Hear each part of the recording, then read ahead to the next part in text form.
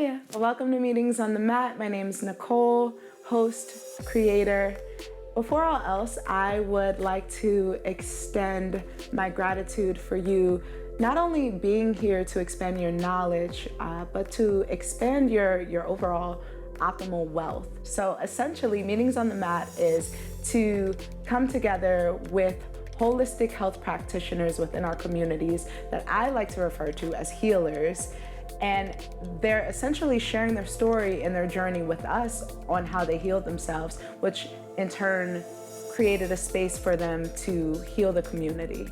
So as we take this journey together, I am extremely excited. I am thrilled for each and every individual we're going to cross paths with along this journey. I'm ready to learn, as are you. Love and abundance all. Welcome back to Meetings on the Mat. My name is Nicole, creator, host, and your guide today as we sit with Monet, movement instructor, Reiki master, sex doula, as well as a singer and songwriter. How are you, Queen? I'm feeling good. I'm feeling blessed to be here. Thank you for having me, Queen. Thank you for joining. So first things first, myself as well as the audience would like to know what brought you to the mat. And when I say what brought you to the mat, I am speaking to what brought you to holistic health and just everything within it. Okay. So what brought me to the mat is very much so my ancestors, my spiritual guides, and just my vibration. And what brought me to holistic healing was darkness and, depression, hitting that rock bottom. And that started in high school. High school was not the best experience for me. I went to a very suburban, cultured high school, not many black sisters around. And if there were black sisters around, they're not demonstrating the essence, the true essence of the black woman, ripping each other's weaves out, banging people against lockers. Like, I was that black girl in high school who meditates and does yoga, and everybody's looking at me like I'm a white girl. It was that kind of identity crisis. And so one day I was not having it. I just wasn't able to keep friends because I just felt like I was elevating at a quicker rate and maturing, and I didn't relate to anybody around me. And I had finally cut off one of my last friends because she was just being shady. And I came home and I was crying my eyes out to my mom, and I was telling her I need friends. She's like, Monet, you don't need friends. You're independent. You got you. I'm like, you don't understand. There's things that I can talk about to them that I can't talk about to you. Of course, sex and all these taboo conversations. So, eventually though, I listened to her because I started asking myself, why can't I be alone? Let me just listen to my mom, hear my mom out, and ask myself, what's wrong with me? Why can't I be by myself? So I experimented a little bit, bawling my eyes out, took my yoga mat out to the forest. I'm Googling things I can do alone. And I found yoga and meditation. So I tried that. It was a little difficult to begin meditation because it was a loud summer day, really hot, loud, cars honking, birds chirping, dogs barking. So it was hard for me at first, but I began thinking about all the things that made me happy. And eventually my vibration, I started to feel what people meant when they say vibrate high. And then that night I went to bed, and when I woke up the next morning, I saw a spirit for the first time. And it was my spirit. I saw me in the mirror when I woke up, but I saw another me, and my body was paralyzed. There was a ghostly shadow around everything, and I just knew that there was more to me, and that I was so little, and that these friends and all these people falling off were literally happening so that my vision could get clear and I could see something like this and believe that there is something greater than me. So that was the moment that I realized spirituality is not just this phenomenon and philosophy that we know it as, but this physical realm that's out there in the ethers. And everything from there just spiraled on. More research, more manifestations, more awareness of my vibration and what I naturally attract to me. And so yeah, and then I found the opportunity to become a yoga teacher and a movement instructor and all these cool things, the Reiki master. And yeah, so I would say that it started with darkness and it showed me the light. Wow. So. That's beautiful. And you went through, I guess, that ascension or that awakening during high school? Like senior year or like? Senior year. Okay, I was gonna say that's really interesting to be going through that during high school. I was your typical high schooler where I am, I guess, going to parties with my friends, drinking wine coolers, acting like I'm drunk, or like, oh, like we had a drink, da, da, da, da, talking about shot o'clock, all this stuff. So I can't even imagine just where I was in high school. I can't imagine being in that phase in my life where I'm dancing now between two realities, and I'm understanding there literally is something bigger than me. Like I'm so small, like you said. So thank you for that. What I would like to ask and lead into is, because I want to talk about, okay, so I'm super excited to talk about you being a sex doula and what that is and sharing that with the audience. But I would like to know what you do for the community and how you help elevate it. So I have an organization called Voices of the Yoniverse, and what the yoni is the vagina, the womb, ovaries, your sacral center. And so I just combined the word yoni and universe and made it into Yoniverse because that is the source of all creation of the world and the universe, or multiverse, I should say. But that movement is really for the divine feminine. So I created it because I felt like there wasn't a space to celebrate the multidimensional divine feminine. Don't get me wrong, there are all over the world, but in the tri-state area, in my community locally, I felt like I wasn't seeing that. I stepped into a few divine feminine circles and I've shared my experience with other sisters who I don't normally see there, and they can definitely resonate when I say that when you walk into some of these spaces, it just feels very, what's the word, like just too serious. And like you sit down, you sit in the circle and you feel like you just got to be like stiff and like meditative the whole time and just like not make any sort of outbursts or anything. And I know that there's a time and a place for everything, but I just wanted to create a safe space in which women can come and meditate and heal and move their bodies, but also twerk if they want to. Like if they don't want to suppress their throat and they want to swear because they're like fucking happy about something, or they're like, I fucking love my life. Like I don't want any woman in any space to feel like they have that blockage there because they're not seeing a reflection of themselves that is multidimensional. So yeah, I just wanted to create a safe space for women from all walks of life who dance differently, talk about different things, are inspired by different music and things like that, different art, so that no one feels like they have to muffle themselves when they come into this space. And I really do value that authenticity because I feel like that's what allows you to truly breathe into your body and trust the sisters in your space, knowing that you don't have to show up with a mask, or like you don't have to muffle your voice or act a certain way or like act like you're happy. Like if you're having a bad day, like, and you come into the space, like I would rather you not fake a smile. So I know what it is you truly need. So I know you need a little sage and down. So I know that like you could be triggered by something I may talk about, you know, like I would rather see that authenticity so I know how to manage the space and contain the energy so everyone feels safe no matter what. And so, yeah, that's something that I'm offering to the community. I tried to open it up a few months ago, but the very day that I launched the event, or not the day that I launched the event, but the day that the first event was scheduled to take place was the same day that COVID broke out. And so I think that that was a sign from the universe that I needed to start this now.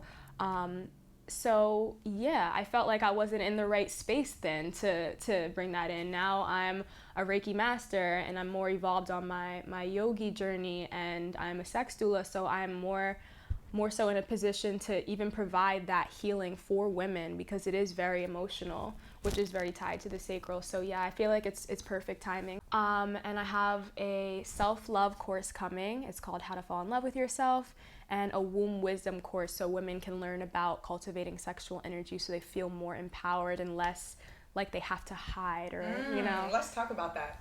Let's talk about cultivating sexual energy, or the importance of it. Oh my goodness. Yes. What would you, is that something, I'm so sorry to cut you off, No, but you're I'm fine. so excited to like dive into sex doula, and then you're talking about like sexual energy and cultivating it, and we spoke off camera, of course, of the importance of it, and I just want to share that with the audience. Absolutely. So the cultivation of sexual energy is very, very important. It's not what many people think it is, just like masturbation or pleasure. It very much is that, because there are some things that you can manifest, some things you can visualize when you're in the orgasmic state that allows your vibration to just naturally increase.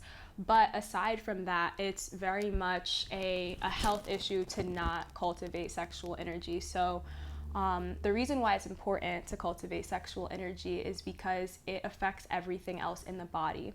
So we know sexual energy as Jing energy, and we know the rest of the energy in our body as Qi. Jing, that sexual energy, feeds Qi, the rest of the energy. So when we are losing that Jing energy, our organs are suffering. The rest of our organs are taking on a toll, and they're compromised because now the body is pulling resources from these organs to compensate for the loss of that sexual energy. So everyone has Jing energy, whether you're a woman or a man. In Sanskrit, the sexual representation for a man is the lingam, also known as his penis, and the sexual representation of the woman is the yoni, also known as the vagina.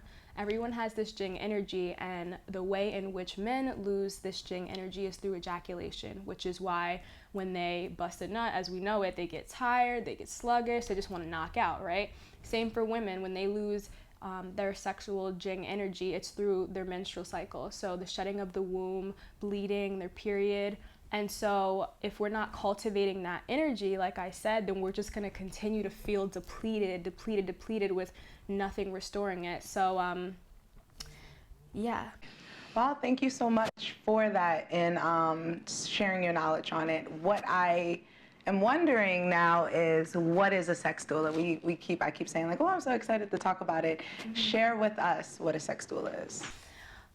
So first, I'm going to say what a sex doula is not on behalf of the organization that I am learning through, the National Black Doulas Association, founded by Tracy Collins, who is one of my instructors for the program, as well as Crystal Taylor, who is a tantric instructor and a yoga teacher.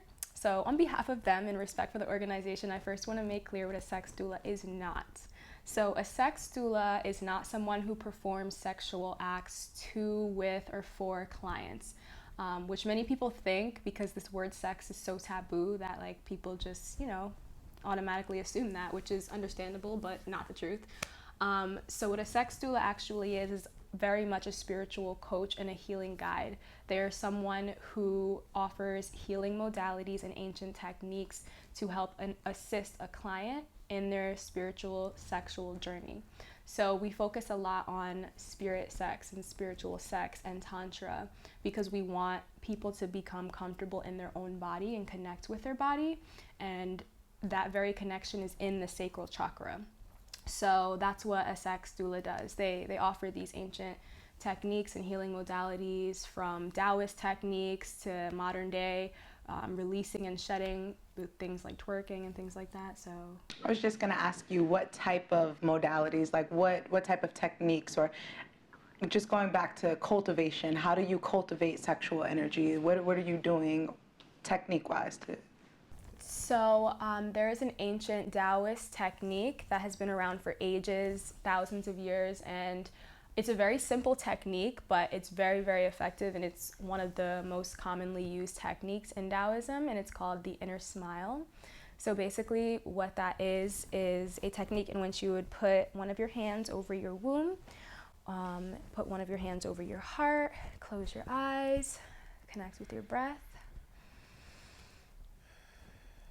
and you would just picture loving thoughts, picture a beautiful sunset, picture water running, a waterfall, anything really beautiful and bright, anything that you would smile at naturally just from looking at it, and send this loving energy and this smile to your womb, to your sacral space, to your heart, and just allow that energy to flow and feel the connection between those two spaces.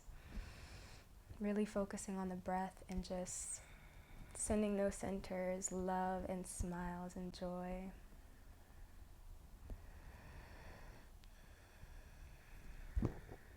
I feel so warm when I do the inner smile meditation. It's so beautiful. And it's one of my favorite techniques. It's really beautiful. There's also things like yoni breathing, which is really a beautiful practice because you can do things like Kegel exercises. You don't have to do Kegel exercises like contractions of the muscles of the vagina or the sacral chakra, and you would just breathe in as you tighten, exhale as you release the muscles, and so that's another way. I do want to talk about more modern day techniques for releasing, because I do believe that this is more of a release of, energy from past partners and things like that. Twerking is a really great practice, and it's something that is very sexualized, something that people look at as this thing that women do to attract men or get the attention of men. And first of all, I just want to clear the stigma that it's an awful thing to want to please someone else, because that is just completely wrong. You see it in nature. Nature repeats itself, and you can see birds making themselves more attractive, spreading their wings, doing a little dance to attract their mate. So there's nothing wrong with wanting to give another person love. But I do want to point out that twerking is not solely that. And it's a very healing practice. It actually originated in the Ivory Coast of West Africa, and it was known as mapauka, the dance from behind. It was known as la danse du foussière. And basically it's just a shaking of the hips and winding of the waist, and these are really good practices to release and shed energy. These are very shamanic practices, moving, shaking, breathing.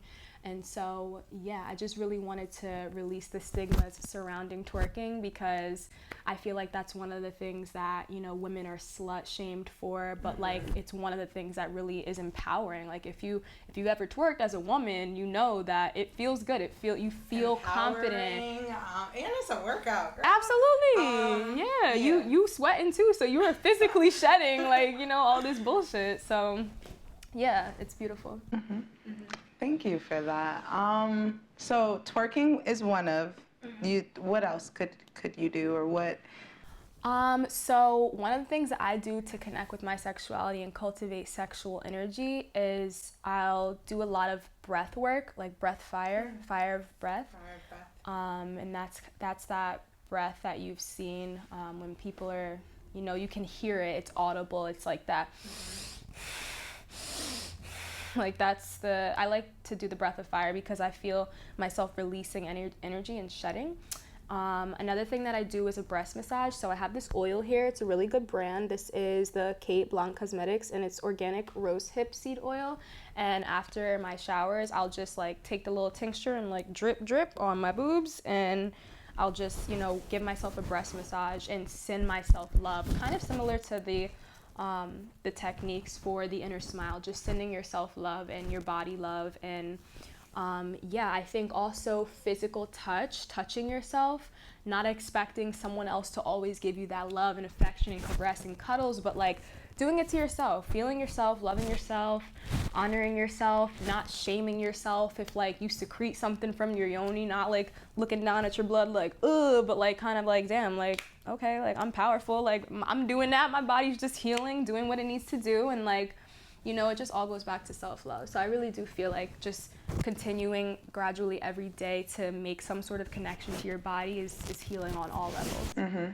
And not feeling, I guess, the shame of it, right? Of alone touching yourself, or what people, because even that, I feel like not only is it sexualized, but there's a stigma around masturbation, or, and of course for men, you do want to, I think every 20 days or something you can release, but just to keep your life force within you, semen retention, but the act of masturbation itself as being a self-love act. So I love that so much. Thank you for sharing and shedding light on that. I actually want to get into what you have happening over here, especially with this theme, the Shoney's theme. So share with us what's happening here in the womb awakening. Okay, so I'll start with the yoni steam since we're on hormonal health. So yoni steaming is also known as vaginal steaming, and it's been around for ages, decades. Women have been doing this since the beginning of time, herbal steaming, and it's a very sacred, feminine, self-love practice that allows you to connect with your sexuality. It allows you to heal anything going on in the yoni, whether it's energetic, whether it's biological, physical. So what would happen during a yoni steam is you would take plants, herbs, flowers, submerge them in water. You typically want the plants, herbs, and flowers to be organic. You don't want them to have any sort of chemicals or pesticides on them, and you can find those at like any local herbal organic farm. So what you would do is you would submerge these plants and herbs into the water. You would boil it, let it come to a boil. Once it starts to boil, you'll just turn it down, let it simmer for 5 to 10 minutes. And then once that's done, you can turn the stove off completely and just let it steep and sit for 5 to 10 minutes. Once that's done, you can transfer the water, the steeped water, into a bowl, or you could leave it in the pot, but I would recommend putting it in a bowl so that when you do stand over it or squat over it, you don't burn your legs on the pot. If all you have is the pot, that's fine. You could just put like a cloth around the rim of the pot. But yeah, basically what you would do is just stand over this steam or squat over the steam, whatever's comfortable for you, and to do it slowly so that you can feel the intensity of the steam, and if you need to wait a little bit longer for it to cool down. But the whole point is to allow your yoni to be exposed to the herbal steam, because the volatile oils and the medicinal properties of the plants are traveling through the steam and into your yoni. So they're traveling through your vagina, your tissues, your bloodstream, and it is then moving into your reproductive system, which is healing you on so many different levels. It's beautiful for fertility, it's beautiful for alleviating menstrual cramps, postpartum healing, and relieving and releasing energy from other partners. So you're really clearing out them STDs, and I'm not talking about sexually transmitted diseases, but spiritually transmitted demons, because you want to make sure that you're not carrying energy of past partners who may have been toxic, and that's leaking into your emotions, because your emotions are very much so governing the sacral chakra as well, and things like that. So yeah, yoni steaming is very beautiful, and I love it. And these are some blends that I made. This is chamomile, rose petals, and wormwood, all really good cleansing, disinfecting herbs for the yoni. You can find these on mamagaiasapothecary.com. I sell them through my website, and I also teach women about astrological constitutions of the body and why certain herbs will resonate with your specific body and why others won't. So you could really find a steam that's right for specifically you and your vagina. So yes, that's what these steams are. I want to know, because I see your setup over there. Would you mind giving us a demonstration on what a yoni steam looks like, or how? Yeah? I would love that. Yeah. Thanks. All right, so let's get into that. Okay. All right. Okay, cool. So before we get into this yoni steam demonstration, I would like to know where we could find you. And when I say find you, I mean like plug yourself social media wise. I would love for you to spell out your website. You said it, but it was like Mama Gaia, and I just want to make sure they get the correct spelling, as well as letting them know you're an artist. And if you want to give us a little vocal here and there, like you can give us a quick 2, 3, 4 lines. It's okay, that's all you get. No, but let them know where to find your music as well. Okay. So my main Instagram page is Mama Gaia, and there's 2 A's at the end of Mama, 2 A's at the end of Gaia. So it's MAMAAGAIAA. So that's my main Instagram page, through which you can click on the link in my bio and it'll lead you to everything else. I promise, my music, all that stuff. But I will give you the individual handles as well too. So to find all my products and things that I'm offering through Mama Gaia's Apothecary, you can go to mamagaiasapothecary.com. That's MAMAGAIASAPOTHECARY.com. And it's the same spelling for my Instagram page too as well for these products, Mama Gaia's Apothecary. And then to find my music, it is Monet's Music on Instagram. So MONETSMUSIC. All right, click. Click. I don't know where Click it's it. at on y'all Click, click it and get the ticket, okay? Yeah. Cause it's gonna Bars. sell out. I know that's right.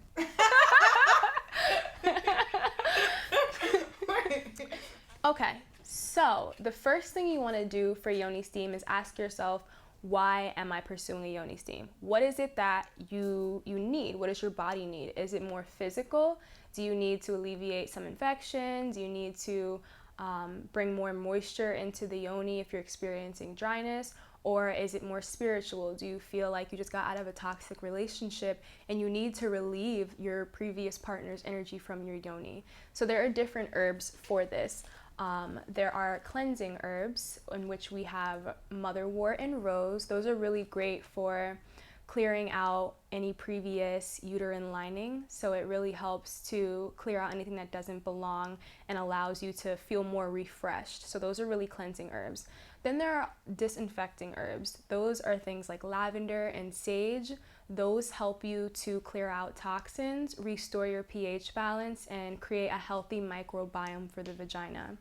Then there are blood building herbs, and those are things like oat straw and raspberry leaf. Those are really, really good for replenishing the blood after your period, after you've lost some blood. From shedding that energy and losing that life force. The yoni steams are really great for that, for blood building herbs, to bring that blood back into balance. And then there are hydrating herbs, things like nettle, lemon balm. Those are really good for pulling the nutrients of water that your reproductive system may need as far as hydration and moisture. So yeah, you just got to ask yourself, what herbs are best for me? Because that is what you're going to be using for your steam. So right here I have from Mama Gaia's Apothecary, my herbal apothecary, a Moon Magic blend. This has rose hips, rose buds, chamomile, and wormwood. So this is a multi-purpose blend. It's good for all of these things. So yeah, first thing we're going to do is get you a nice hefty pot like this one. You're going to fill it up with water. Got my water filled up here.